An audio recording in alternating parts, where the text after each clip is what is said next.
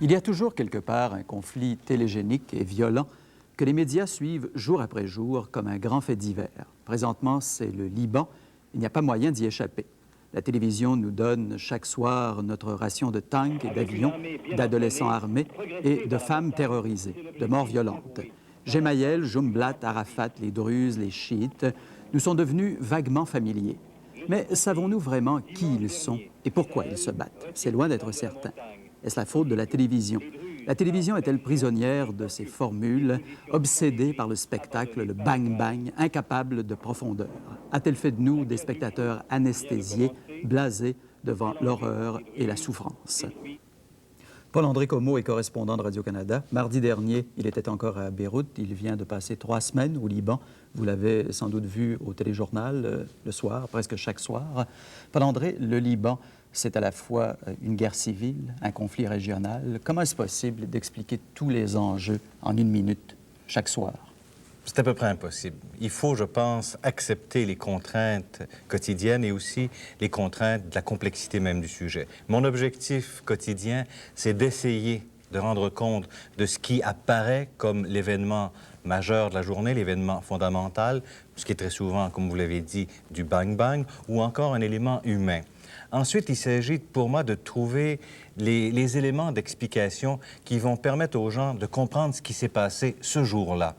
Et puis, quand on veut être très optimiste, quand on veut véritablement, je pense, faire du véritable journalisme et dépasser l'événementiel ou le sensationnalisme, c'est d'essayer aussi de glisser, toujours dans la minute 30, des éléments d'information qui vont permettre de comprendre la nature du conflit lui-même, l'identité des personnages ou des factions en présence, et peut-être même les motifs qui les animent.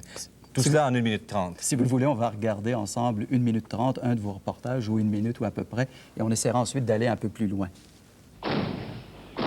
Dans Beyrouth-Est, l'armée régulière, fidèle au président Gemayel, continue de riposter aux miliciens d'Amal, retranchés de l'autre côté de la ligne verte. Dans Beyrouth-Ouest, la ville musulmane, un réveil différent ce matin. Une brigade de l'armée libanaise entreprend sa première patrouille dans les rues de la capitale depuis le 7 février. En majorité musulmans, ces soldats avaient regagné leur caserne plutôt que de combattre les miliciens d'Amal. Ces mêmes miliciens abandonnent maintenant leur poste à l'armée, qui se voit confier la sécurité de cette moitié de la capitale libanaise. Et pendant ce temps, le long de la ligne verte, les miliciens d'Amal poursuivent le harcèlement de la fraction de l'armée, toujours loyale à Amin Gemayel. En somme, dans Beyrouth, qui est déjà traversée par une frontière... Paul-André, dans le commentaire, évidemment, là, vous essayez d'expliquer, mais c'est très compliqué tout ça. Les miliciens d'Amal, la ligne verte. Est-ce que vous ne craignez pas que le spectateur, lui, soit attiré par l'image et ne vous écoute pas? Bien, il y a le problème de céder à la tentation de l'image, à la tentation du tapage militaire.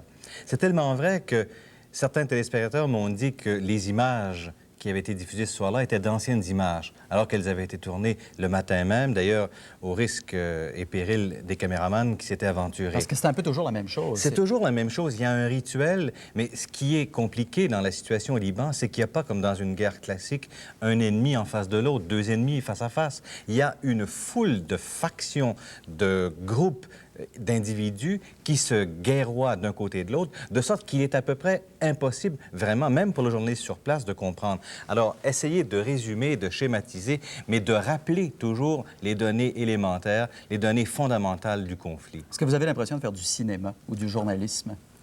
Je pense qu'on fait les deux. On fait du cinéma en allant chercher des images qui vont dramatiser peut-être ou illustrer le point de vue en vigueur, le point de vue que l'on veut mettre en valeur, mais on fait aussi du journalisme en tentant de schématiser, en tentant de dégager les lignes essentielles qui vont permettre aux gens de peut-être se faire une idée de ce conflit qui est énorme et extrêmement complexe. Mais vous vous concentrez quotidiennement ou presque sur la violence, sur les éléments violents. Mais pendant ce temps-là, est-ce qu'à Beyrouth, la vie ne continue pas? Au coin de la rue, on ne se bat pas au coin de toutes les rues? On ne se bat pas au coin de toutes les rues, mais depuis le temps que dure le conflit, c'est-à-dire depuis 9 ans, on s'est battu partout. De sorte que la désolation et la destruction est omniprésente, mais les gens vivent dans cette désolation malgré cette destruction. Il y a une vie quotidienne.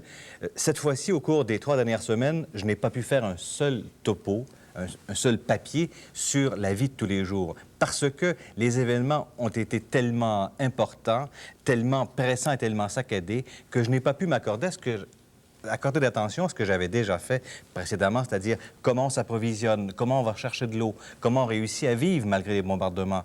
Je ne l'ai pas fait cette fois-ci. La ville est divisée en deux, d'un côté les chrétiens, de l'autre les musulmans. Les journalistes, je pense, pour la plupart, vivent dans un hôtel du côté musulman. Est-ce que ça ne teinte pas tous les reportages, ça? Ça peut peut-être teinter les reportages, quoiqu'il faut quand même apporter une précision, c'est que depuis que la ville est redivisée en deux, c'est-à-dire depuis maintenant 1 mois, il y a quand même des équipes, des grands réseaux américains notamment, qui sont partagés entre l'Est et l'Ouest, entre 2 hôtels, donc entre la ville chrétienne et la ville musulmane. On peut donc avoir une idée de ce qui se passe des 2 côtés, mais avec les moyens dont on dispose, c'est impossible. Voyons un autre reportage, si vous le voulez. Le vide causé par le départ des soldats italiens, responsables durant 17 mois de la protection des camps de Sabra et de Shatila, a été comblé ce matin par les miliciens musulmans d'Amal. Pas de nervosité au point de contrôle installé aux principales intersections de ces camps de réfugiés tristement célèbres. Dans un terrain vague où ont été inhumés dans une fosse commune quelques 200 Palestiniens tués dans les massacres de septembre 82, femmes et enfants, avec des moyens plus que modestes, peuvent enfin réaliser un projet cher.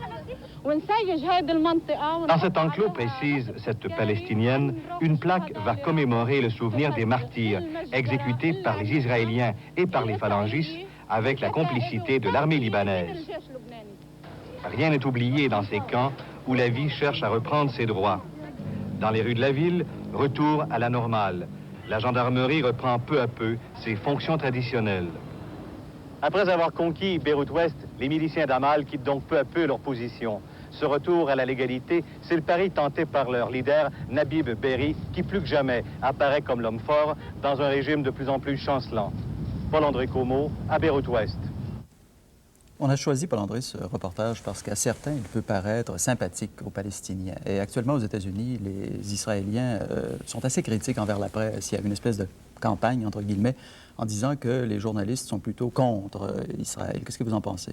Il faut dire que ce reportage, c'est le résultat du hasard. On savait que les Italiens partaient. Nous ne disposions pas des moyens de tout filmer.